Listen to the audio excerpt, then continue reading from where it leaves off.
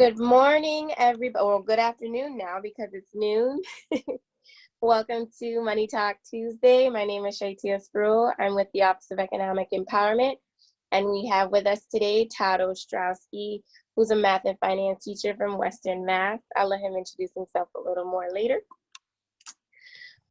Just real quick, this is our welcome. We're going to go over the about the Office of Economic Empowerment, some disclosures, housekeeping, and then Todd will kick us off. So about the Office of Economic Empowerment, the Office of Economic Empowerment, also known as OEE, is a department within the Office of the Treasurer and Receiver General of Massachusetts, tasked with supporting, advocating, and facilitating policies that empower all Massachusetts residents. Our programs serve women, families, high school students, veterans, and seniors. Our priorities include closing the wage gap, increasing access to financial education, improving college affordability, and investing in STEM careers and education. This is just our disclosure. So you all know, this is a Zoom webinar and it is being recorded. We're also streaming live on Facebook. The recording may be uploaded onto a public website for future use. And any information shared through the questions function will be anonymous, but the chat function is subject to public record laws and is such not anonymous.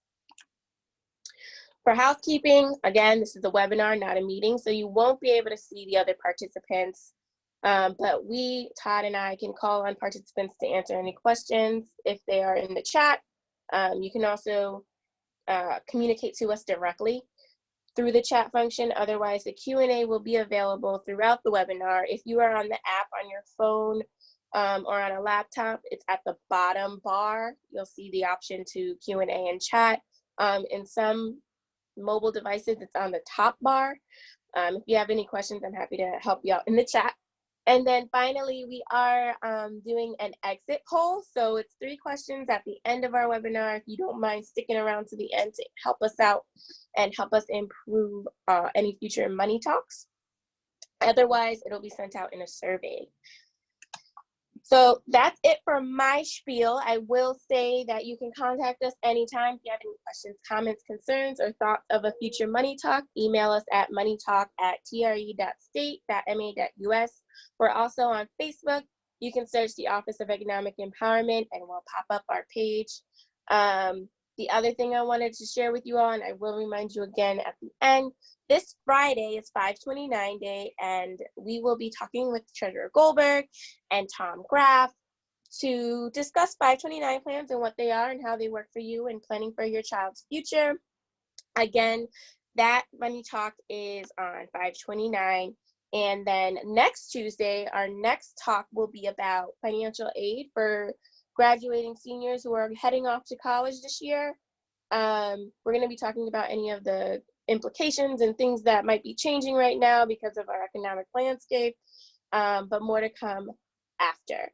Without further ado, I'm going to turn it over to our friend Todd Ostrowski. Todd, you can take it away. It's all yours. Thanks, Shai. And Shai, just one question. Those webinars that are coming up, those are both at noontime as well, correct? Yes. Okay, just wanted to make sure. Yes, thank you. You're welcome. Okay, hi, I am Todd Ostrowski. I am a middle school math teacher.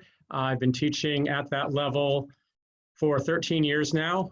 I have tried numerous times to begin some finance inside my math courses. And about 5 or 6 years ago, I was able to begin teaching an entire finance course just for the middle school level. So that's about 5 or 6 years just at that level. Today, my goals are to talk to you about how you might approach certain subjects with your 3 to 11 or 12-year-old child. And I hope that you can use some of these ideas or adapt some of them to meet the needs of your family and your family structure.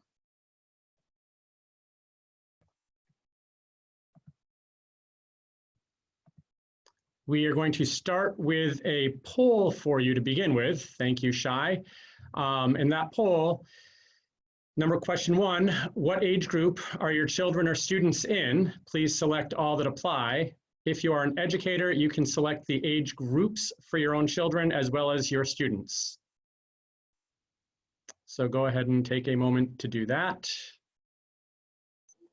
While folks are doing that, just to remind everybody, you can share any questions, thoughts, concerns in the chat or in our Q&A function.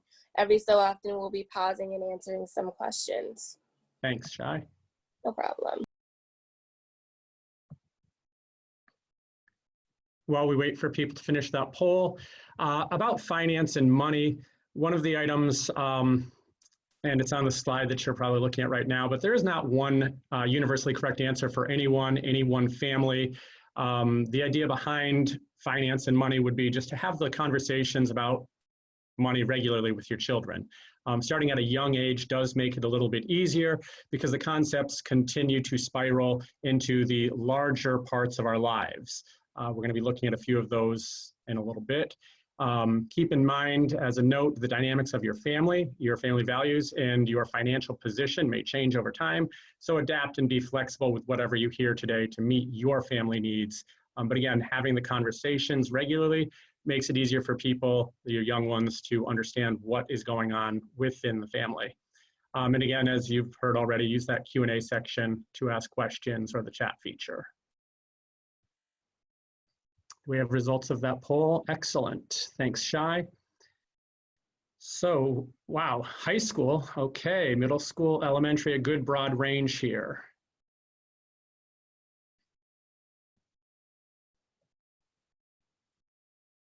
And the first item that I want to talk about with everybody is our needs versus our wants. There we go.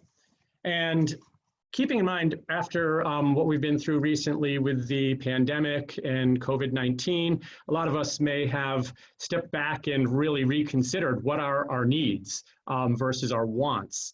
And recalling that difference as we talk to our children at younger ages, the difference between a need and a want on the screen. Needs are basically, we need the clean water. We need food to eat, basic clothing to keep us warm, and shelter. Wants in our lives are those things that make everything enjoyable and fun. I want to go and have my iced latte because I like the taste of it and it's exciting for me to drink. You may have something like that as well that you want. Going to the movies, that's changed right now. But we have wants, entertainment, recreation is considerably a lot of our wants. When we look at the idea behind just our needs, we start to control what we're spending, and we can do more within a budget when we get there.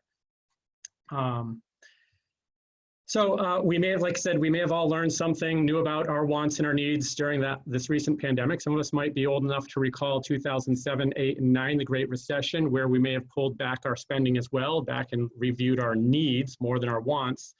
And this is a good time to begin sharing with your young children about what is a need, so that they get the idea. And when they start understanding what the needs are in life, hopefully they're not going to go to the store with you when we start going to the stores, if we do go to the stores the way we have in the past, asking you to buy everything that's on the shelves. That conversation might become a little bit easier for you as a parent when you're in the stores. The concept behind needs and wants, though, it is difficult for any age group to understand. It does, in a sense, predict how successful somebody will be in their future as well as they grow up, because when you're making a buying choice or a decision, that decision, when it's looked at from the needs versus wants idea, can control what you're going to be making a purchase on. And when children start to understand what their needs are versus their wants, they will also start to identify what they should be spending money on at a certain time. And that's going to come up when we talk about something called spending jars and allowances later in this Zoom video. Money lessons and talks at early ages are great, and that's why I'm going to keep saying, set the tone early with your children. They make it easier to have the conversations later on in life. and you can't start too early with these tasks. So again, when you go into a store or you're at a farmer's market and you tell your child, we don't have money for this, your children are smart. They know that you have a debit card or a credit card and that you can, pull that out and typically make a purchase. What a young child doesn't necessarily understand is where that money is coming from, and that money is finite. And we're going to talk more about that as we talk about how you may want to consider giving an allowance or other occasional monetary benefits to a child. But teaching children at that young age that going into a store or going someplace does not necessarily mean they're going to get to buy something or get to have a purchase from you for them is important, because it again comes back to that idea of, is it a need or a want? And they start controlling the spending that way. We are going to look briefly for the very young at what is money. And children need the ability to recognize the names and values of different coins and bills. This is getting more and more difficult as we get into a more cashless society. I would suggest that we keep some bills and coins around for our young children to learn with, but show your young children your pocket change. Let them play with your pocket change on the floor or at the table. Give them some coins and have them name the coins at young ages. Have them put the values together, have them make change. This concept of touching the coins, adding up coins, maybe some of you have a very large change jar that you just put all of your change in at the end of the day, or you did before we were closed into our homes and working from home. But the idea behind letting a child play with the coins and separate them starts to build mathematical abilities and mathematical reasoning in your child. Some of these examples include grouping and more efficient counting by tens for dimes, fives for nickels, or even twos by counting with pennies. And those concepts come up in all levels of mathematics that students would be using really through high school and beyond. Alternatively, if you don't keep pocket change and you're running a cashless household, you can find plenty of resources online. But touching the coins builds a stronger working memory as children learn. So a lot of what I'm going to talk about today is having your child or children be part of what's happening by touching and doing to do the learning about what's going on.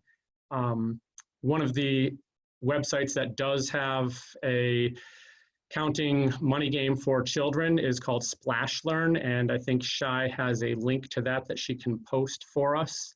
But Splash Learn has games for this concept about touching coins, monetary values, making change, and it's pretty good for grades 1 through 3. It does require a parent to sign in and sign up for it, though.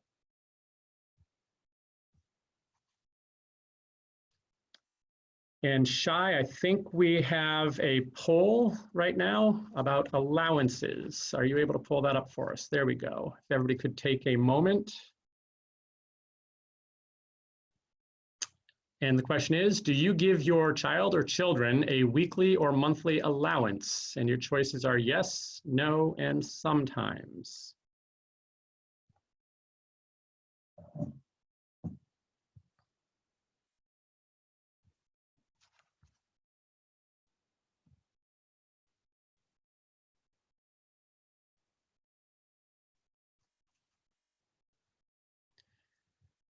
While we wait for the poll to close and for people to respond to that, I just want to remind you, this can be a tough discussion in families, and family values do matter here. And again, I'm going to remind you, there isn't one universally correct answer when it comes to I should or should not be giving an allowance. I'm going to talk more on the side of I believe an allowance is valuable. It does give a child the sense of money and how to handle money for their future. But some families out there do a lot of work together around the house, and I'll be talking about how they might consider an allowance in a different form. And let's see if we have the results of that poll. Wow, interesting. Okay, I'm going to be not what I was expecting for the results. So nobody is giving a weekly or monthly allowance, but sometimes a child does get an allowance with 13% and no at 87%. Interesting. I'm hoping we'll get some good Q&A out of this in the chat window.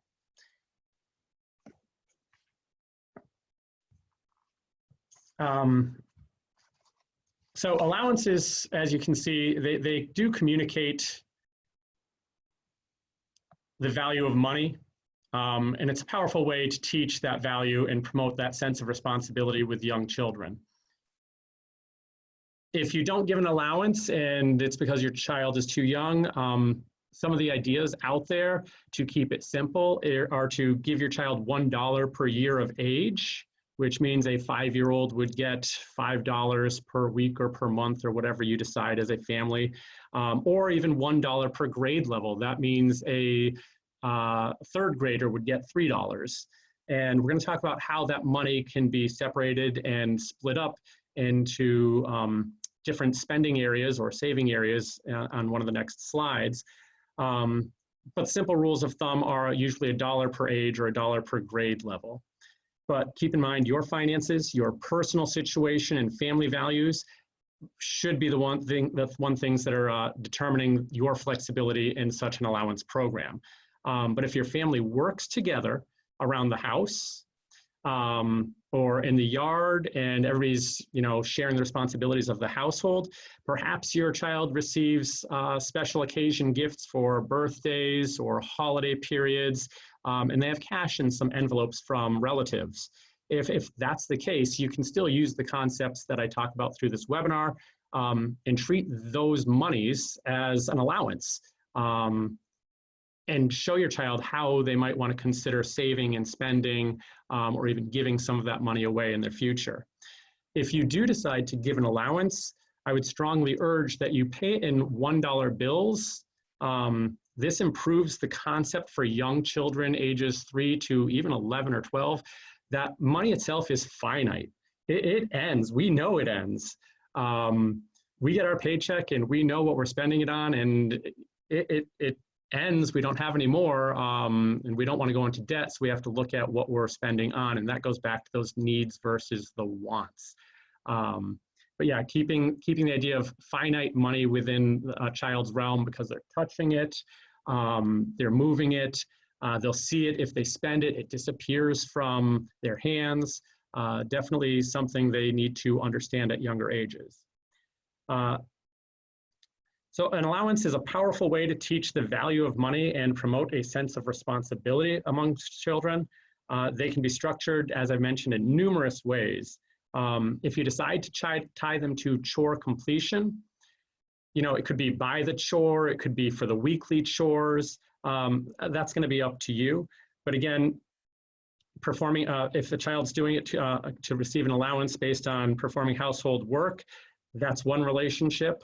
If it's, because they're going out and raking, I'm going to put it out there, the neighbor's yard or shoveling snow for a neighbor or another family member and they're earning money that way, again, throw that under the realm of this is an allowance and I can teach my child how to handle this money in a different way than what they might be doing it.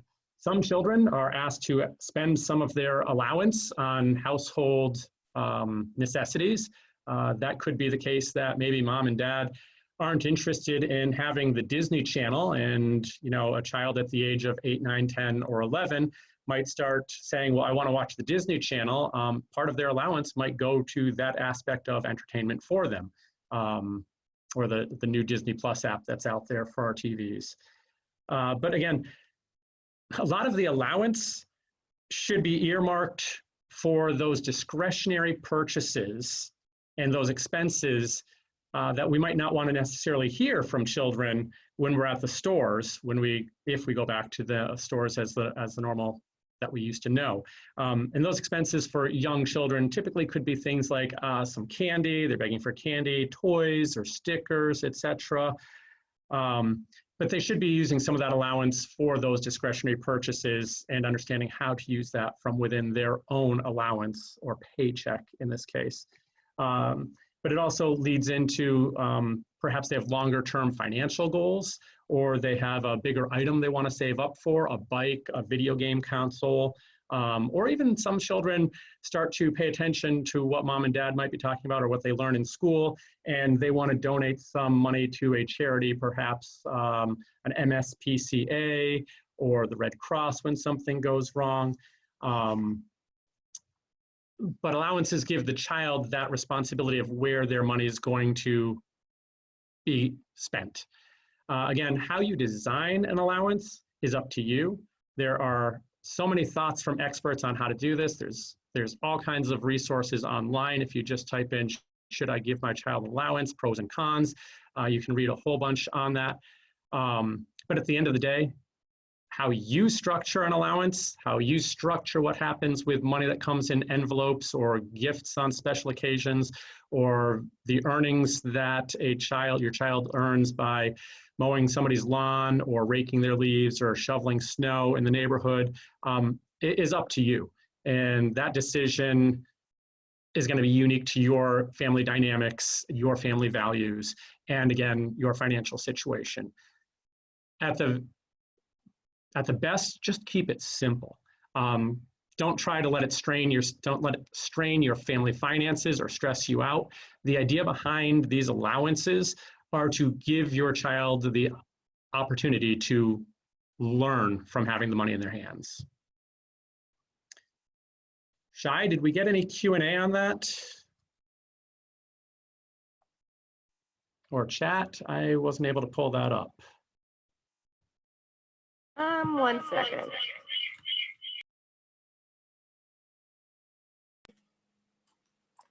It looks like we have a question.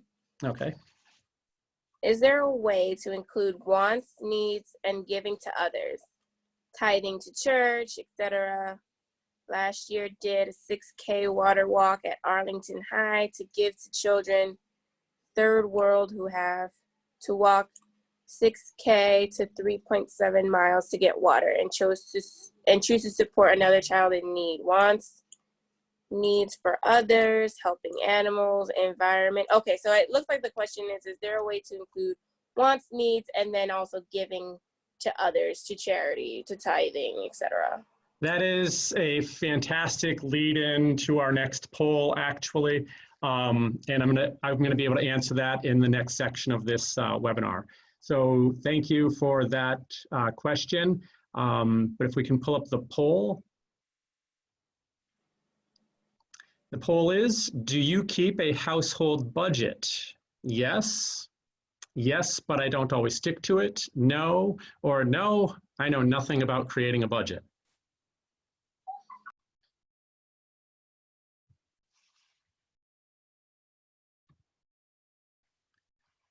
And that last question that came up while we're waiting for people to finish the poll, the idea behind how do we combine the wants, needs, and charitable giving all at once comes into an idea called spending jars. And I will be talking more about these jars once the poll closes and we see the results. The basic concept behind spending jars is to have just 3 jars. These can be jars, they can be plastic jars, mason jars, they can be envelopes as well. You're just creating them so that you have one that is for the child's spending or the discretionary items, the wants that the child might have, that candy bar at the store. The savings jar would be for the savings that the child wants for larger purchase items, that game console, a bike, or something like that. And then the giving jar for the charitable giving, which we'll be talking about once we review these poll results. 27% of the people say yes, they keep a budget. 53% yes, but I don't always stick to it. And that's important. Not sticking to it isn't a bad thing. It means you're hopefully being flexible with the needs that you have as a family. 20% of the people do not keep a budget. And 0% at no, I know nothing about creating a budget. So that's good that we at least know about budgeting. But yeah, I like the 53% at I don't always stick to it because our lives change.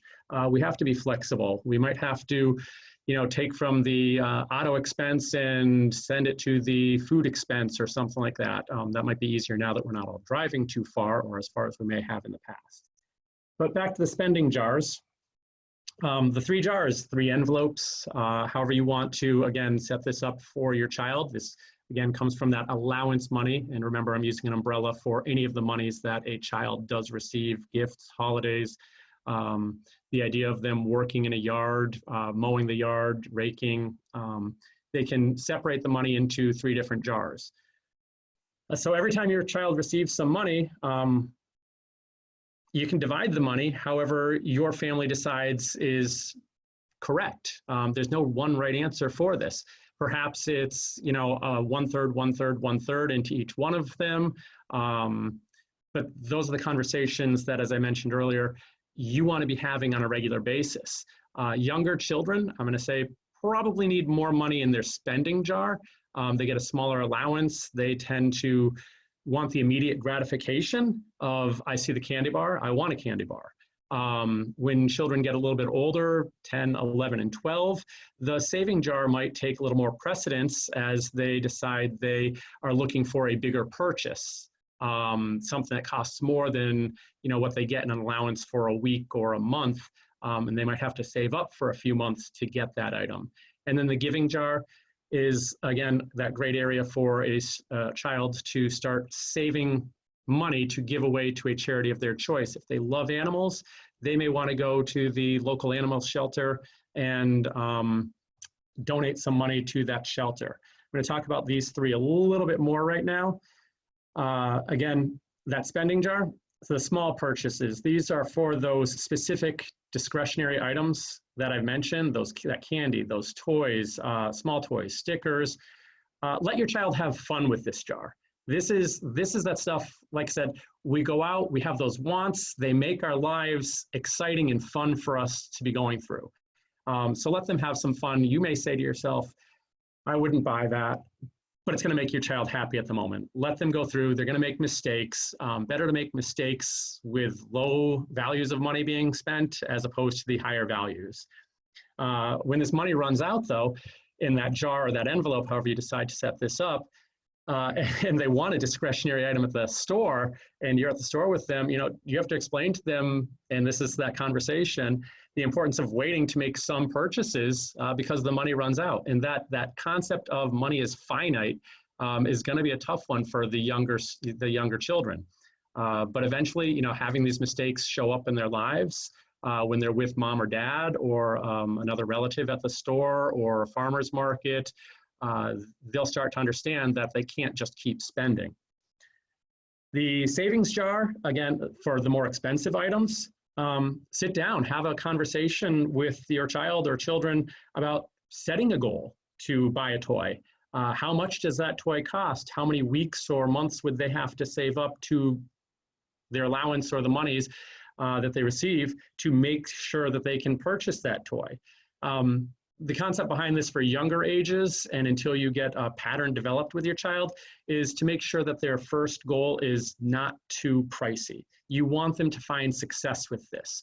So at the younger ages, 3 to say 6 or 7, you want them to be able to find success on setting a goal in like 3 to 4 weeks. Otherwise, the attention is gone. They're not going to understand what's happening, but you just want to have them have that success. Older children, as they develop the idea that money is finite, so when we get to that 8, 9, 10, 11, or 12-year-old, they've already probably had some practice with this. They know that money is finite. Their ideas and goals might be much more expensive, and they're going to start understanding the concept that, oh, I have to wait 3 months or 5 months to be able to purchase this based on my allowance or the work that I'm doing or the occasional gifts that I get. Otherwise, it's going to be too frustrating if the child at a very young age says, oh, I want this bike, and the bike costs them $100, and they are going to take a year based on their allowance to get it. It's just frustrating. So you have to make sure that these goals are set within a reasonable amount of time for each child and their age to wrap their head around why they're saving that money.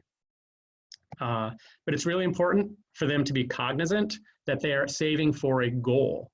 You want, again, to set them up for success. If at an older age, your child ends up deciding they want something that's more expensive or would take them a little bit longer to receive, and your financial freedoms or flexibility with what you can offer them can change. My suggestion there for somebody, and I've seen some of the game consoles out there, they cost $400, but I know a lot of young students or children like games, the gaming consoles.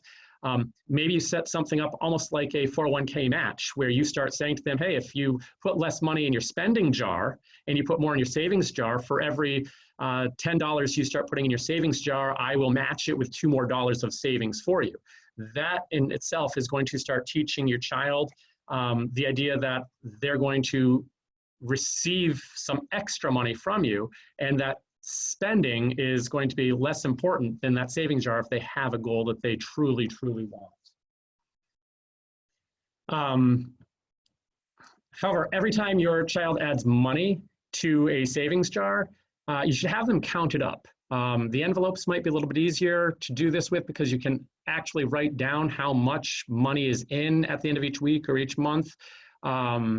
If you're using the jars, plastic jars or mason jars, you can always just drop a little piece of paper in it with the date, put the date down, put how much money's in the savings jar. But every time your child adds the money, make sure they're counting it with you. It gets very easy for a child that starts to understand the idea behind needs and wants and the discretionary spending for that candy bar to start taking money from the savings jar and spending it at the store for the immediate gratification and the things that they want. So if you know how much is in there in that savings jar, it's going to help you have that conversation with your child if some of the money goes missing. Where did it go? What happened to it? And, you know, not a bad thing to have that conversation and, you know, explain to the child, well, I thought you were saving for a specific goal. But all of the behaviors that will go on, you know, the idea behind it is for them to learn and have fun as they're doing it. And it's going to give them a sense of importance if they're waiting for a goal, and that being patient and saving for their wants can pay off. We can't always get what we want right away. We know as adults that we usually have to save money. And again, you can take these concepts and push them out further in life for a child.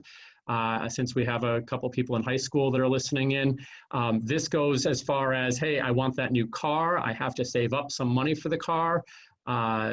Push it further. We can start talking about, I need a down payment for a home. But this is where that savings jar, these small concepts that I'm talking about today, get into the larger picture of what we do as adults or when children become adults. The giving jar or a sharing jar, as I mentioned, is just there. It's the money that the child wants to send to an important cause, the cause of their choice or something they heard mom and dad talk about. But there always seems to be one of these or an area in need in our communities. But let your child have some say in this. I find that it's helpful to give younger children, you know, a choice of 2 or 3 areas that they might want to consider donating money or making a charitable contribution to. If you just say, hey, here's the element, there's thousands of areas, a child can't make a decision necessarily with thousands of areas that need charitable giving. But if you give them 2 or 3 choices with the reasons why they might want to behind that, that becomes important for the child. But it should be something as charitable giving that's important to your child. So let them make that decision. If you can, and your community is set up for it with the giving jar, allow your child to go in, and when they have a certain amount of money, maybe it's $10, $15, $20 in the sharing giving jar, I'm going to use those terms interchangeably, have them go and talk to the clerk or the agent that's at the desk when they walk in. I'm going to talk about an animal shelter for now. If your child cares about animals and wants to make a donation to an animal shelter, let them talk, you know, hey, I have a donation for you, and this might take some role play at home, but have them talk to the person that they go in to make the contribution to. Have them ask the question, what do you do with this money? How does it help the animals? How does it help this charity continue its work for animals? What happens to the animals? Let them learn from this opportunity of making a contribution. Just sending the money away, I don't think, is the same as going in and having a conversation about how that money actually helps a charity such as an animal shelter. I definitely want to say, just keep your children involved in the conversations. Don't be afraid to step back and let them make mistakes when they're talking to somebody as one of the agents or service representatives at one of these locations. The phone's a little tougher if they did want to make a contribution and they were on the phone asking the questions. Young children, not like it has been in the past, aren't used to using phones the way I grew up using a phone or the way you may have grown up using a telephone. But again, to finish up on spending jars, the amount that goes into each jar has to be flexible to what the family what your family and child's needs are. And as your child matures, this has to change. You have to be flexible. And that's why I really liked seeing that 53% of us keep a budget, but don't always stick to it. We're cutting from one area to pay for another. And having that flexibility for a child as they mature is going to be important. As a young child's, they're going to have the short-term intermediate wants, like I said, such as the candy and the stickers. So the spending jar may get a larger percentage of the money at a younger age. As your child gets older, they may want those more expensive items and therefore need to place less money in the spending jar and more into their savings jar for the expensive wants that they have, the things that are going to make their life more enjoyable in their mind.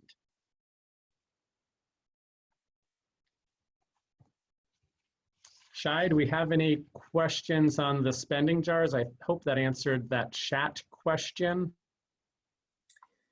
I see another comment. It says, Okay. Sharing and giving versus earning money. Tutoring many middle school students in this area who always try to charge others or younger siblings for many things. Give me $5, $10, $20 to help you, etc. Not always honest. Concepts, I guess this person is looking for concepts of sharing and giving with money. I'm not sure. I guess maybe a way to balance that sharing and giving versus also earning money for the things that you do. Yeah, and okay, so the way I'm going to answer that is, again, receiving the money, these are why the conversations are so important at younger ages about the concepts behind money and just talking about spending, saving, and giving jars. Tutoring is a great way that some older students can actually make money by teaching younger students some of the concepts they might not understand or recall from their schooling. But again, how that gets set up and developed is up to you and your family as you create these plans. And again, being flexible and just having the conversations about why we do certain things and why we have a spending jar, and we might only put 25% in that, 50% in a savings jar, and 25% in a giving jar. That goes back to your family values. So I'm gonna stick to having the conversations and sharing that these concepts can change over time, and the amount we put in our spending jar or savings jar or giving jar are going to have to be flexible, is up to any one participant in their plan and the way they decide to do it. Learning by doing. I touched this concept briefly in the last slide with the child going to the animal shelter. But learning by doing, let your child make mistakes with money at a young age. Let them talk to staff. Let them talk to associates and clerks when they're making a purchase. Hopefully we can get them back in the stores and it's safe sooner than later. But just including them in financial decisions and what's happening with the money is a lesson that, well, first off, can't be necessarily taught in schools, and it's a life learning lesson where it is something that you do learn by doing it. And you're there for support in the background as your child is going through the checkout, and I'll give you an example of that after, to support them, and they just have to know that you're there for them.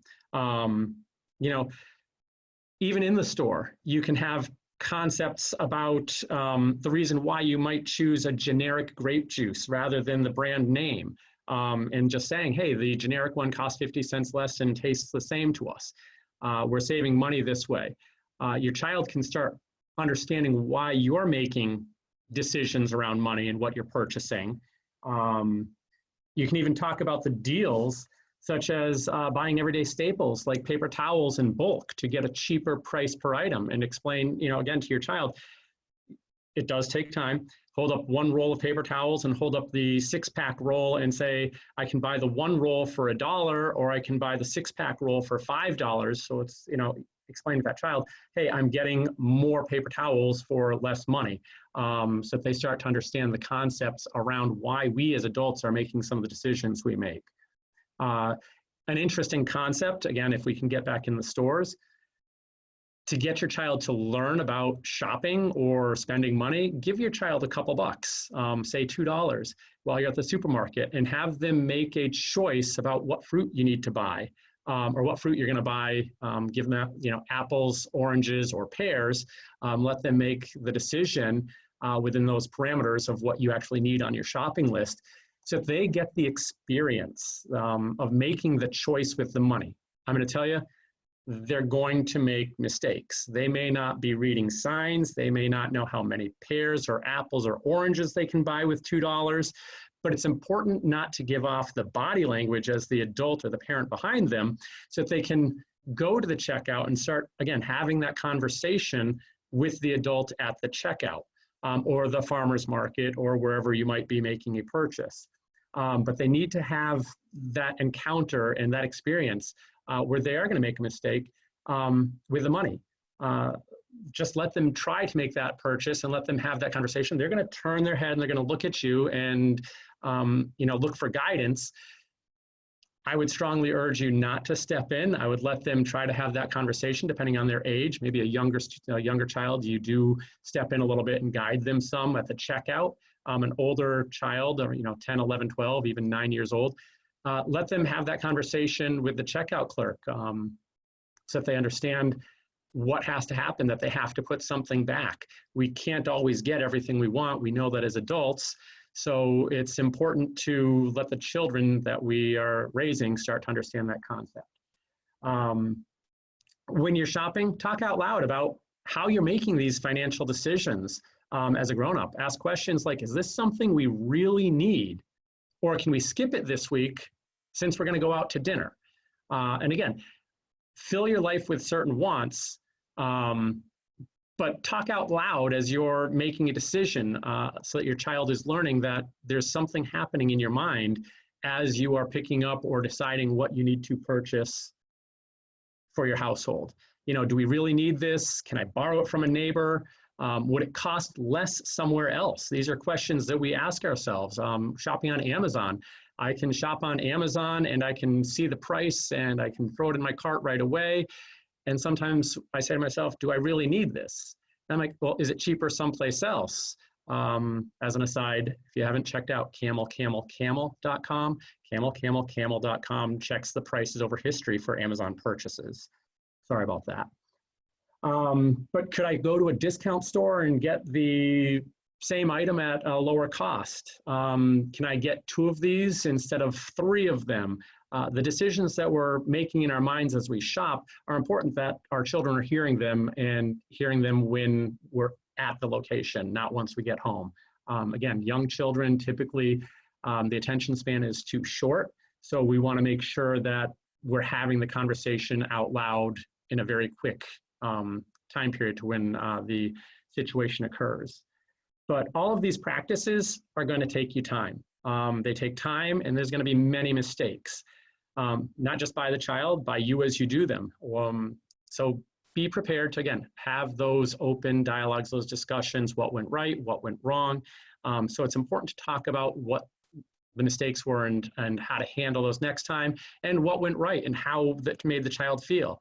Again, money lessons learned at an early age by a child may help them in the future. So one of the ideas about how these money decisions help them in the future, if a young child is talking to a clerk at a younger age, and this is just the supermarket or farmer's market or another retail establishment, they may not be afraid to start talking to somebody once they get into a part-time job about what benefits they have available. They may not be afraid to talk to a mortgage broker. They may not be afraid to talk to somebody at an auto dealership and start asking different questions about what is going on with their purchase and why they need to make a purchase of something for the car that is a ridiculous expense that just gets put in at the end for a couple $100, just that the auto corporation can make a few extra $100 on every sale. By questioning and learning at a young age, hopefully this is developed with the student or child as they get older and they have to make more mature financial decisions in their lives, all the way down to that big one that we making that first purchase of a home. The mortgage is a tricky process, but having the idea behind them that a child can ask questions and they feel confident and they can advocate for themselves starts at that young age. And that's why I'm suggesting that they make some of the purchases and they go through, even with their discretionary income from the spending jar, and buy that candy bar on their own. At ages 6 to 10, it's very important to explain to a child, again, that concept of money is finite. You can start doing this at the younger ages with the simple paying by dollar bills or letting them count and spend their own money. It ends. They need to know that it's finite. At these ages, though, you should also be keeping up with activities like using the spending jar, the sharing jar, and the charitable giving jar or goal setting for the child. And definitely start engaging your children once they start to get to 11 and 12 years old about the more mature financial decision making. How much do we spend on our rent? How much do we spend on our mortgage? Not something to be shared outside of the family maybe, but just that they start to get an idea that we're spending a lot more money on these areas. And this is why we have to control the items that we want in our lives. Shai, I'm going to ask if we have any chat items up right now or Q&As. And I think we also have a poll to pull up at this time. We do not have any questions, okay, but we do have a poll. So our poll right now is going to ask you, at what age do you remember having your first savings account? And the choices are under 10, 11 to 16 years old, 17 to 20, or I was 20 or greater when I first got my savings account.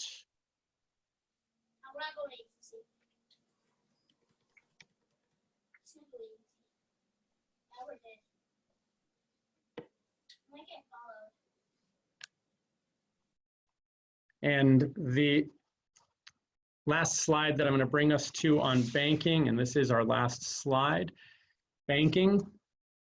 And this is why I'm asking about the savings accounts. This is the area that we're going to want to start rotating money out of that saving jar or saving envelope that our child started out with from allowances. And so they can start setting even larger goals for themselves. So let's take a look at these poll results.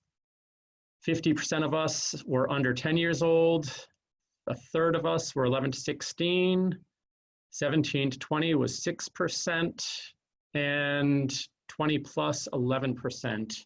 So looks like that's 83% were under 16. Okay, excellent. So again, as I was mentioning while we were waiting for the poll results to come in, and this is our last slide on banking. Some children, again, they're going to start saving that money. They might realize that they can save a ton of money in that savings jar. You're going to want to teach them about the banking, why we use the bank or savings bank. And you're going to do that when you feel it's right. If that, just to throw a number out there, savings jar ends up having $100 in it and your son or daughter or children don't have an idea for any large goals, but they've got this much money in it, you may decide that it's time to put that money in the bank. and take them to the bank, but use your discretion. Have a discussion about why we're putting money in the bank and that it's still your child's money. Because again, remember, they might now have the concept down that money is finite and they don't see it in that jar anymore, so therefore it's gone. So having that conversation and having them talk to a bank teller, the customer service representative, when they open the account, so that they can be assured that the money is there, having them read it on a statement or a passbook savings, if those even exist anymore. So if they see the dollar value is there, is going to be important for them. If you already have an account open for them when they were born or when they were very young, that's great. But if not, again, have them go right to the bank with you, getting them involved. This goes back to learning by doing. Have them make the transfer. Have them fill out to the best of their ability if they're capable. Young children will be able to do it as much as like a 7, 8, 9, 10, or 11-year-old will, but fill out the deposit slip. Let them make that deposit with the banker. So taking them there, depositing some of that money from the savings jar at the bank, it's a good learn by doing process.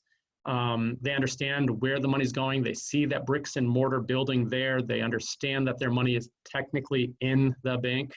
And a good bank and a good banker, they're going to help your child feel at ease about giving up their savings this way to put into the bank where they don't physically see the dollar bills anymore.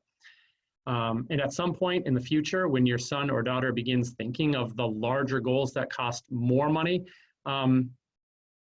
you're going to want to say, oh, how much of your savings do you want to take out of your bank account now? This is where we extend what our thinking was at these small stages that I shared with you today.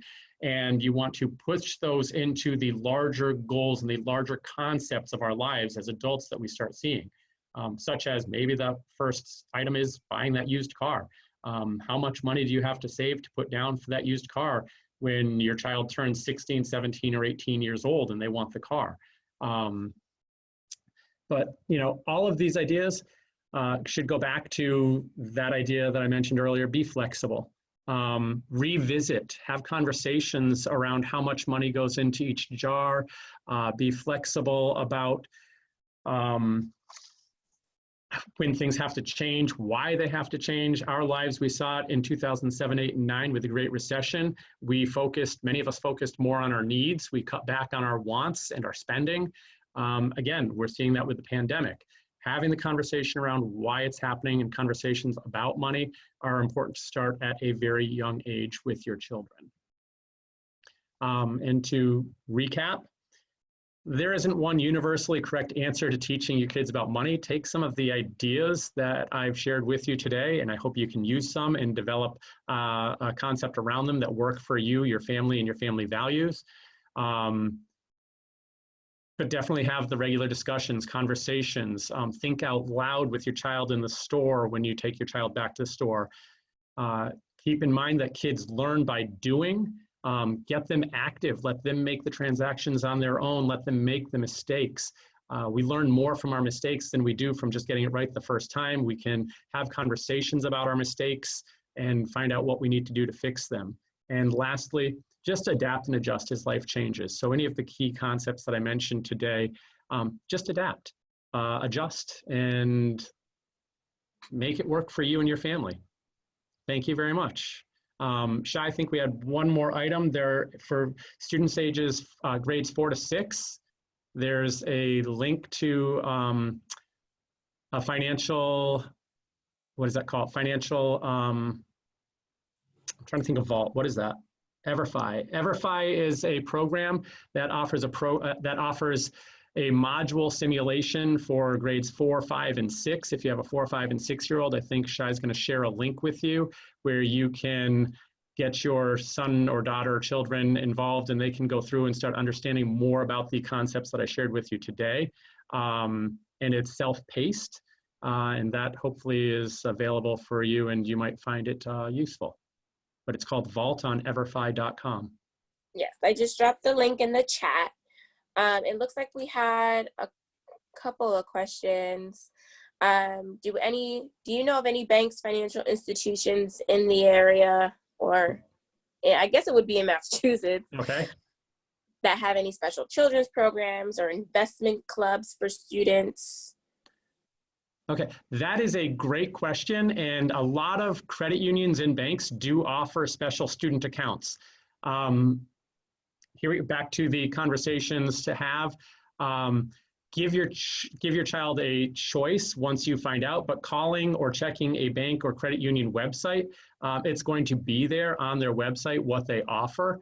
And typically there are some very good accounts set up. You're going to have to call a few banks or credit unions to make this decision, but let your child perhaps choose out of 2 or 3 different banks or credit unions that are convenient and local to you for that child's account. But yes, there are a lot of, based on where you are in Massachusetts, there are an awful lot of accounts set up specifically for children to teach them about saving.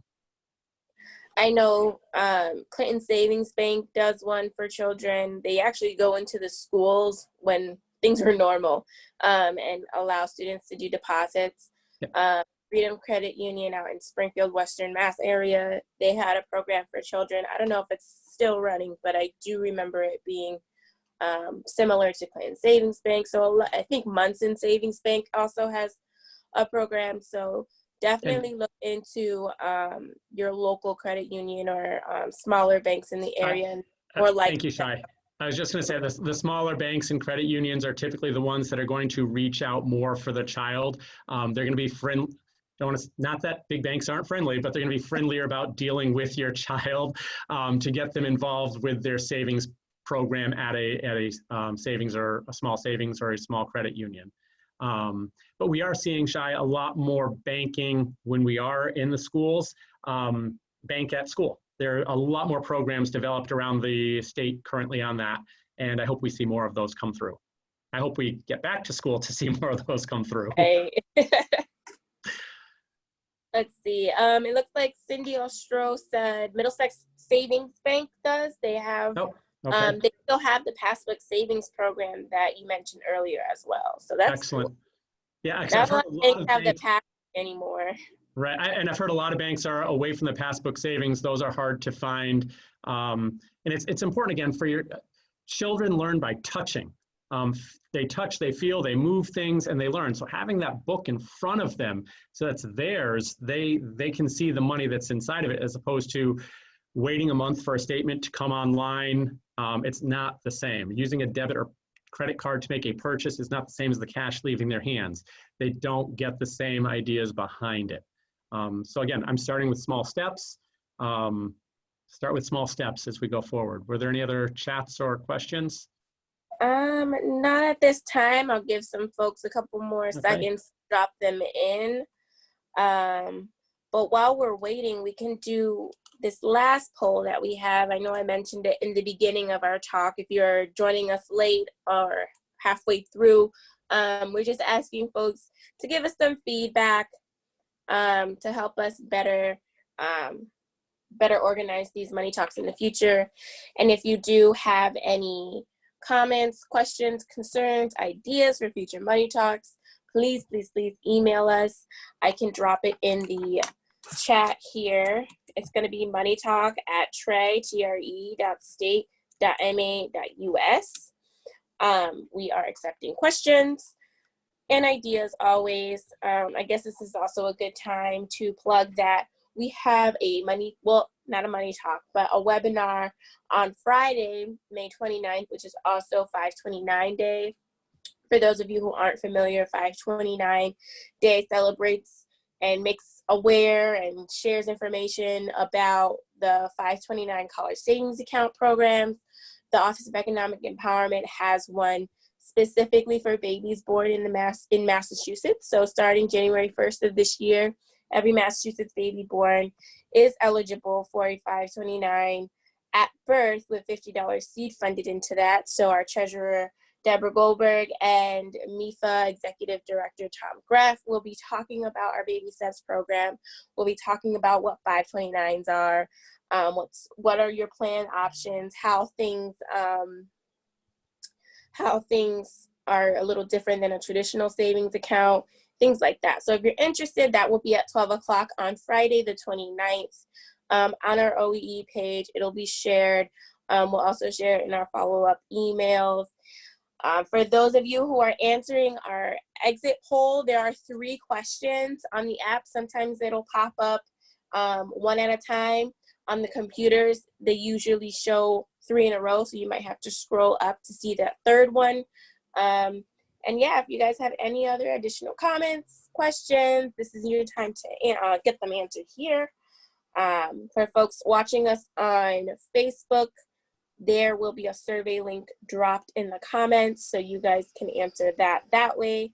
And again, look out for a follow-up email for future dates, our Friday webinar, our June 2nd webinar, and all of the links that we mentioned today in this webinar.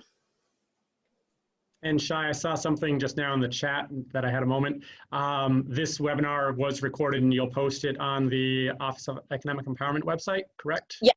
Yes, and we will send a link out as well, so people will get it in their emails as well. And thank you to everybody that attended. Thank you, you, Shai, for putting this together.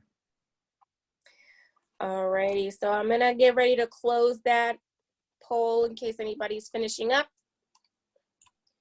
And we're gonna end it here. I'm not gonna share these results because this is for our information. But thank you, Todd.